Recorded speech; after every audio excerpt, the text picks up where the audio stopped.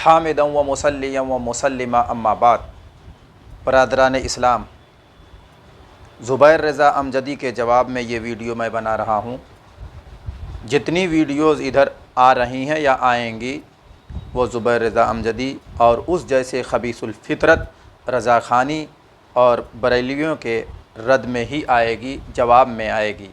جب تک وہ اپنا منہ بند نہیں کرتا، وہ علماء احناف دیوبند کے خلاف جو زہر اگل رہا ہے، اگر وہ اپنی عادت سے باز نہیں آتا تو ہم اسی طرح اپنی ویڈیو کا سلسلہ جاری رکھیں گے اور بریلی کے کالے حضرت کے کالے کرتوتوں کو اجاگر کرتے رہیں گے اور یہ بتاتے رہیں گے کہ کالے حضرت نے رب تعالیٰ کو بھی نہیں چھوڑا، انبیاء کرام کو بھی نہیں چھوڑا، خصوصاً حضرت نبی کریم محمد صلی اللہ علیہ وآلہ وسلم کو بھی نہیں بخشا، امہات المؤمنین بطور خاص حضرت عائشہ صدیقہ رضی اللہ تعالی عنہا کو بھی نہیں چھوڑا، صحابہ کرام کو نہیں چھوڑا، اولیاء اللہ کو نہیں چھوڑا۔ اتنا بڑا گستاخ تھا کہ اس کے لیول کا کوئی غیر مسلم و مرتد بھی نہیں گزرا ہوگا۔ آئیے میں آپ کو بتاتا چلوں کہ اس کی کتاب ہے ہدایت بخشش نام کی، اس کی جلد 3 کے اندر حضرت عائشہ صدیقہ رضی اللہ تعالی عنہا کے تعلق سے ایسے گندے اشعار کہے گئے ہیں کہ اللہ کی پناہ، اللہ بچائے، 1000 بار توبہ۔ حضرت عائشہ صدیقہ رضی اللہ تعالی عنہا کے تعلق سے ان کی شان میں جو گستاخی کی ہے، جو اشعار اس نے کہے ہیں، کوئی سنجیدہ کیا کوئی غیر مسلم بھی اپنی ماں کے بارے میں اس طرح کے اشعار کہنے کی ہمت اور جرأت و جسارت نہیں رکھ سکتا۔ آج کا موضوع ہے ہدایت بخشش حصہ سوم، جس کے اندر حضرت ام المؤمنین حضرت عائشہ صدیقہ رضی اللہ تعالی عنہا کی شان میں گستاخی کی ہے اور اس پر جو بریلویوں نے رونا رویا ہے وہ بھی آپ حضرات کے سامنے ہم پیش کریں گے۔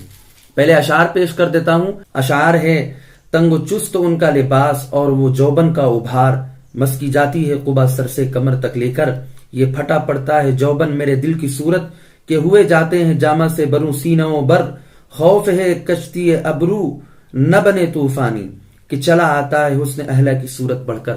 یہ حضرت عائشہ رضی اللہ تعالی عنہ کی شان میں یہ اشعار لکھے ہیں، اور یہ اشعار میرے خیال سے کوئی مسلمان اور کوئی اللہ کے رسول صلی اللہ علیہ وسلم سے محبت کرنے والا اور کوئی عاشق رسول اور کوئی جو حب رسول اور حب اہل بیت کا دعوے دار ہے وہ کبھی نہیں کرے گا۔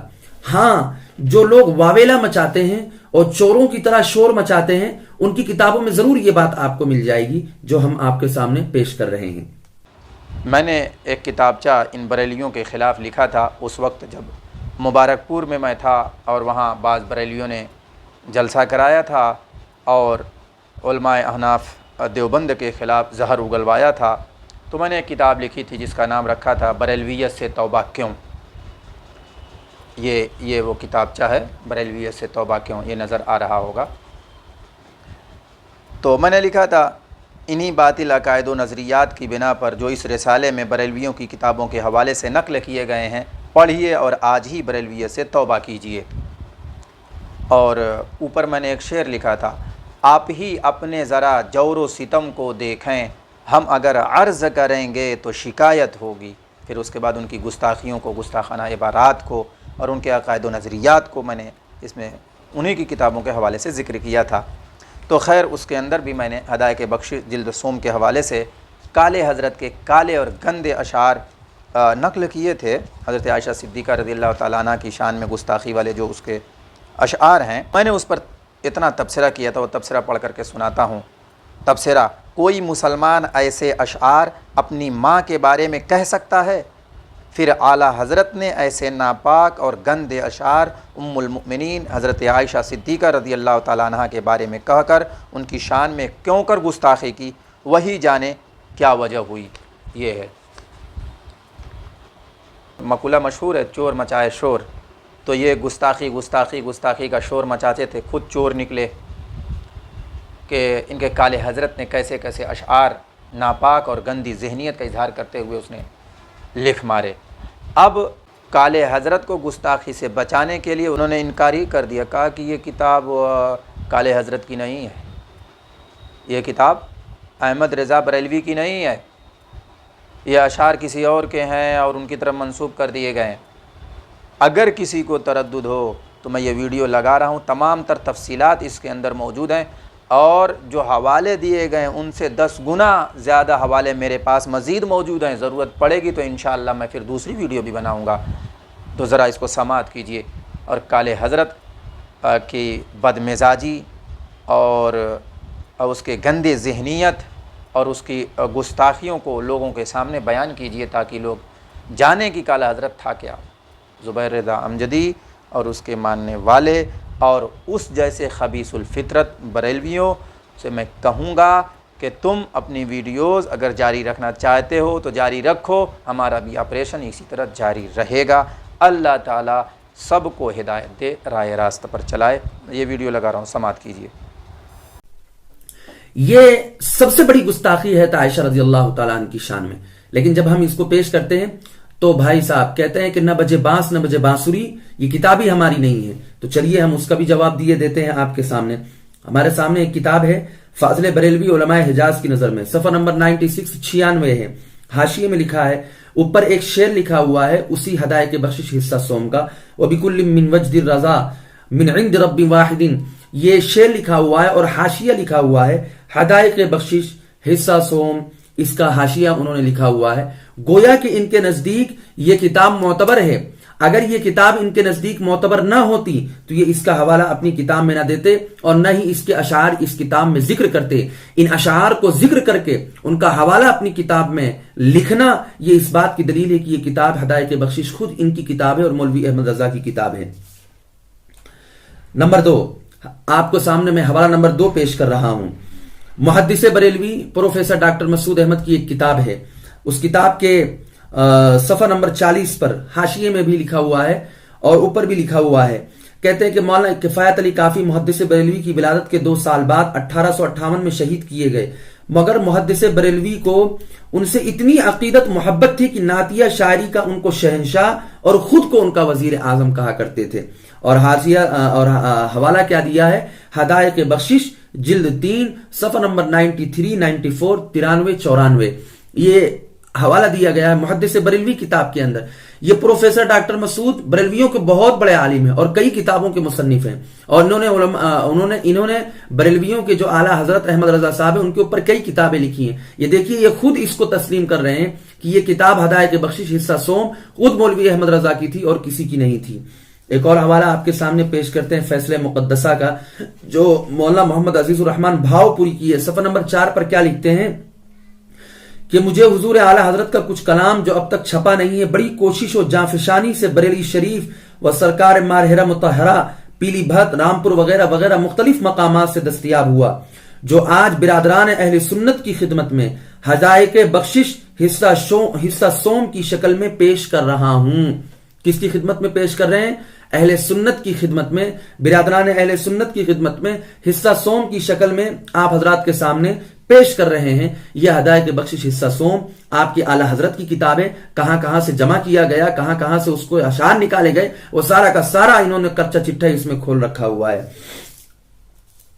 حوالہ نمبر 4، المیزان امام احمد رضا نمبر، صفحہ نمبر 447 447، کیا لکھا ہوا ہے کہ آپ کا نعتیہ دیوان ہدایت بخشش کے نام سے 3 حصوں میں شائع ہو چکا ہے، 3 حصوں میں شائع ہو چکا ہے۔ اور صفحہ نمبر 48 پر 448 پر لکھتے ہیں کہ ایک قصیدہ ہے، ایک قصیدہ لکھا ہوا تھا، اس کے متعلق کہتے ہیں کہ یہ قصیدہ فاضل بریلوی کا تحریر کردہ ہے، اور یہ ہدایت بخشش حصہ سوم صفحہ نمبر 8 پر اس کی صراحت موجود ہے۔ یہ المیزان امام احمد رضا کے اندر جو آپ کے احمد رضا کے نام سے خصوصی شائع ہوا تھا اس کے اندر لکھا ہے۔ حوالہ نمبر 6، انوار رضا، صفحہ نمبر 595 پر لکھتے ہیں کہ آپ کے کلام کے 3 مجموعے ہدایت بخشش کے نام سے شائع ہو چکے ہیں۔ حوالہ نمبر 7 کہتے ہیں فیصلہ مقدسہ، یہی جو کتاب اوپر گزری اس کے صفحہ نمبر 71 پر کہتے ہیں کہ ہدایت بخشش حصہ سوم جو اعلیٰ حضرت کی نعت و مدح منقبت پر مشتمل منتشر و اشعار کا مجموعہ ہے.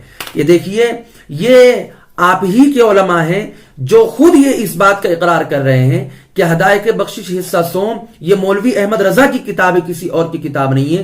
اس لیے یہ چوروں کی طرح شور مچانا کہ ارے نہیں ہماری کتاب نہیں ہے، کیونکہ ہم پھنس چکے ہیں، اب ہمارے گلے میں ہڈی بن کے یہ کتاب پھنس چکی ہے، اس لیے اب ہم کیا کریں؟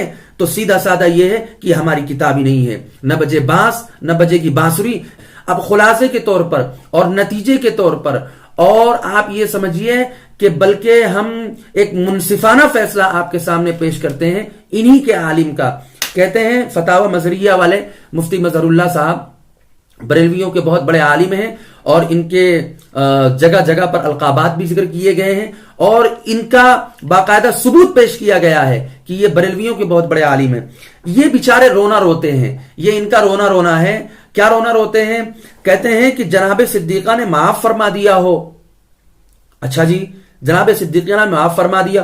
جب دیوبندیوں کی گستاخی جو کہ ہے نہیں اصل میں، لیکن تم اس کو گستاخی کا نام دے کر جب پورے مجمع کے اندر چلا کر اعلان کرتے ہو کہ یہ دیوبندیوں کی گستاخی ہے، اگر ہم وہاں پر یہ کہیں کہ یہ معاملہ حضور صلی اللہ علیہ وسلم اور اس کے ایک امتی کا ہے، اس کو چھوڑ دو، ہو سکتا حضور نے معاف کر دیا ہو، تب آپ کو کیا ہے؟ تب تو کہتے ہو ارے کیسے معاف کر دیا، کیا دلیل ہے، کیا ثبوت ہے؟ تو ہم بھی آپ سے یہی ثبوت پوچھتے ہیں کہ یہ جو کہے کہ صدیقہ نے معاف فرما دیا ہو، کاہے معاف فرما دیا؟ کیا ثبوت ہے آپ کے پاس کہ اس کا معاف فرما دیا؟ پھر رونا روتے ہیں کہ اس کی توبہ ہی اس کی معافی کا سبب بن گئی ہو. چلو بھائی، اگر اس کی توبہ اس کی معافی کا سبب بن گئی تو چلو توبہ نامہ دکھا دو کہ یہ جو اشعار لکھے ہدایت بخشش حصہ سوم، کہاں تو ہدایت بخشش حصہ سوم مان ہی نہیں رہے تھے کہ کتاب ہے، اور کہاں مان گئے تو اب اس کی طرف سے ان کا دفاع کر رہے ہیں اعلیٰ حضرت کا، اور اعلیٰ حضرت کا دفاع کرتے کرتے ہوئے کہہ رہے ہیں کہ ان کی توبہ ہو گئی ہوگی اور ان کو معاف کر دیا. تو توبہ کہاں ہے؟ ہمیں وہ توبہ دکھائیے کہ انہوں نے ان اشعار سے توبہ کر لی ہو، لیکن قیامت تک نہیں دکھا سکتے. کہتے ہیں کہ اب کون سا اشکال باقی رہ گیا؟ اب کوئی اشکال ہی باقی نہیں رہ گیا. اب اگر معاف نہ فرمائیں گی، اگر حضرت عائشہ صدیقہ معاف نہ فرمائیں گی، تب بھی مسلمانوں کو اس سے کیا علاقہ، مطلب اس سے کیا تعلق ہے مسلمانوں کا؟ چھوڑ دو بھائی، ہمارے اعلیٰ حضرت نے لکھا ہے تو چھوڑ دو، کیوں پیچھے پڑے ہوئے ان کے؟ ٹھیک ہے، لکھ دیا انہوں نے، لکھ دیا. اب ہمارا اور حضرت عائشہ اور کیا کہتے ہیں اعلیٰ حضرت کا معاملہ ہے. واہ بھائی واہ، جب اپنے اوپر آئے تو ہمارا علاقہ آپ سے کیا تعلق ہے، تب تو یہ اعلان کرتے ہو. لیکن جب وہی بات کسی اور کی کتاب میں لکھی ہوئی ہو، تب تو اس کو اسی کے اوپر آپ کی پیٹ پوجا چلتی، اسی کے اوپر دکان چلتی، اسی کے اوپر مکان چلتا، اسی کو بیانوں میں کہتے ہو اور اسی پر کتابیں لکھتے ہو، تب کچھ نہیں. اور خود اعلیٰ حضرت نے اگر گستاخی کر دی ہو تو اس کا ازالہ یہ ہے کہ ارے بھائی چھوڑ دو نا، نہیں معاف کیا ہے تب بھی تم سے کیا تعلق ہے اس کا. پھر کیا کہتے ہیں؟ یہ معاملہ ایک خطا کار بچہ اور اس کی مشفقہ ماں کا ہے. ارے واہ بھائی واہ، کیا کہتے ہیں کہ یہ معاملہ ایک خطا کار بچے اور اس کی مشفقہ ماں کا ہے. اچھا جی، یہ اس کی مشفقہ ماں کا ہے تو ہم بھی یہ کہہ دیں کہ حضرت تھانوی، حضرت نانوتوی، حضرت گنگوہی جن کے اوپر تم الزام لگاتے ہو، یہ معاملہ ایک امتی اور ایک محبوب امتی اور ایک اللہ کے رسول صلی اللہ علیہ وسلم اور ایک نبی کا ہے. تم کو اس سے کیا سروکار، تم کو اس سے کیا تعلق ہے؟ چھوڑ دو اس کو اس حالت پر، کیوں بتاتے رہتے ہو کہ یہ گستاخی کی ہے؟ ہم بھی یہی کہتے ہیں. لیکن آپ کو کیا کہتے ہیں اس پر؟ کیا کہتے ہیں؟ کبھی نہیں رونا آیا، لیکن جیسے ہی اعلیٰ حضرت پر ڈنڈا پڑا گستاخی کا تو پھر ساری چیزیں یاد آ جاتی، کہتے ہو کیا تعلق ہے. اور کہتے ہیں آگے یہی فتاوی مظہریہ والے کہتے ہیں کہ جس کاتب نے یہ لکھا ہے وہ کاتب نہ لعنت کا سزاوار ہے نہ عذاب نار کا مستحق ہے. واہ بھائی، اتنا بڑا کافی اور اتنا بڑا پارسا ہو گیا اور اتنا بڑا پاکیزہ ہو گیا کاتب بھی، اور جس نے لکھا وہ بھی کہ نہ لعنت کا مستحق ہے، نہ جہنم کی عذاب کا مستحق ہے، نہ جہنم کی آگ کا مستحق ہے، اور ادھر دوسرے لکھے تو وہ سب چیزوں کے مستحق ہو گئے. یہ تو ہے آپ کی دیانتداری اور امانت داری.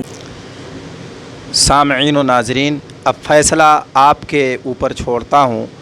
اتنے حوالوں کے ساتھ مدلل گفتگو آ جانے کے بعد اب آپ فیصلہ کریں کہ بریلی کا کالا حضرت ام المؤمنین حضرت عائشہ صدیقہ رضی اللہ تعالی عنہا کے تعلق سے کیسی گندی ذہنیت رکھتا تھا، کتنا بڑا گستاخ تھا.